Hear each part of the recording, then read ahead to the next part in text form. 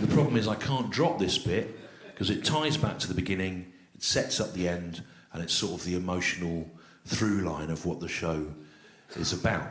But it won't work without the jazz, but I have got to do it. So what I'm going to ask you to do here tonight is in your own heads. When I read these questions out, yeah, all of you, just imagine silently a simple jazz instrumental in a major key running underneath what I'm saying, and then it'll be fine. And if you're sitting there thinking, this isn't funny, then you've imagined the wrong music.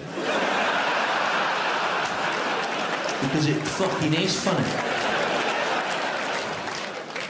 Right, now we need this bit to work, otherwise the last 10 minutes goes wrong, right? So we're just going to talk you through it. So I will say, imagine your jazz now, Salford, and then and at home you can imagine your jazz as well. Probably better, to be honest. And then let the jazz run on underneath, right?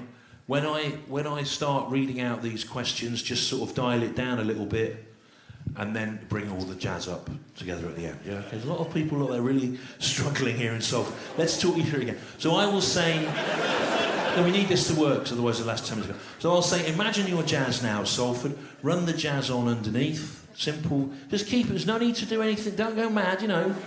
Don't suddenly do an amazing trombone solo and go, oh, have you heard these trombones? They're incredible. I didn't know the trombone could be like that. Don't do that, because that's for your benefit, isn't it? This is for me. Help me. Don't do that. Do you understand? Right, what I'm saying is, I will say, imagine your jazz now, Salford, right? Run the jazz on underneath, a simple, the best man in the stripes. You don't have to worry about it, sir. It is jazz, right? But nothing that sounds like it could have come after about 1956, 57. Okay? Well, because that's when the avant-garde influence started to come in, isn't it? Yeah, you got people like Sonny Murray on the drums, yeah? Yeah, changing our idea, not just of rhythm, but of what time itself was, really. Admittedly, mainly in his Scandinavian radio session work with Henry Grimes, people like that, but... well, those tapes must have been heard in New York, I think, because in terms of the approach to the kit at that time, it's almost like a Switches. Or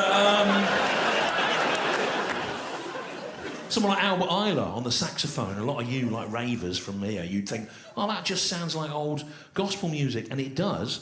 But what Albert Ayler was doing is he was using that music sort of ironically as a critique of post-war American race politics, right?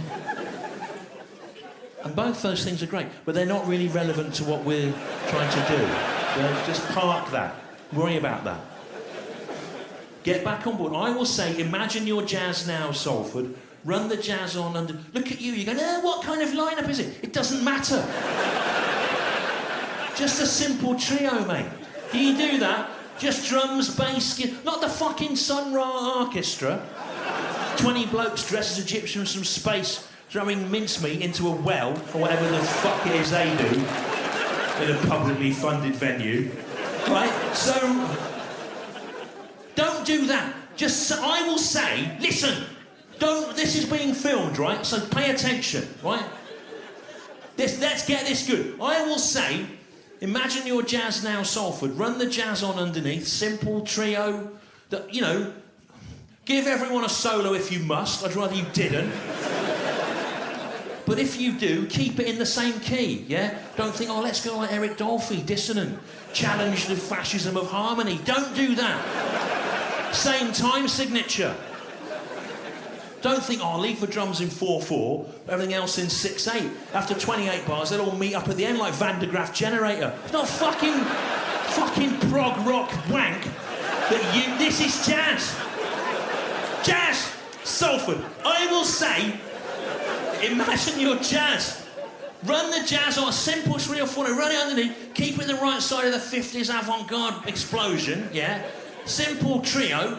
If you must give everyone a solo, don't. But if you do, keep it. Make sure the solo quotes fairly heavily from whatever melodic themes you've established at the top, so people feel like they're in safe hands and not going, oh, where's this going? Right. So establish I will say, imagine your jazz now, Salford. Run the jazz on underneath, a simple 3 or 4 note thing from a little trio. I'll start speaking, if you do solos, relate back to the original thing. When I'm speaking, drop the jazz down and then bring all the themes together at the end and resolve it, perhaps with a diminished seventh. And for God's sake, don't get sidetracked into a long, self-indulgent improvisation.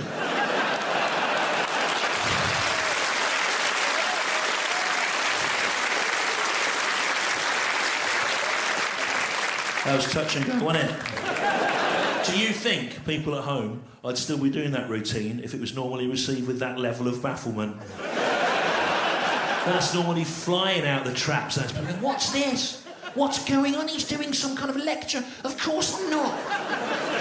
That's what I do. That's my comedy. It's not a mistake. That kind of routine. That's why the broadsheets call me the world's greatest living stand-up, which they do, in case you...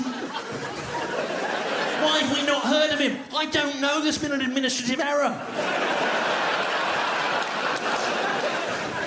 It's because of stuff like that. That's what they like. It flatters their intelligence, the broadsheet newspaper critics. Because what I do is as close to being not funny at all as it's possible to be. And then just at the last minute, when you want to blow your own head off, you go, oh, it turns around. Oh, it's brilliant. Right.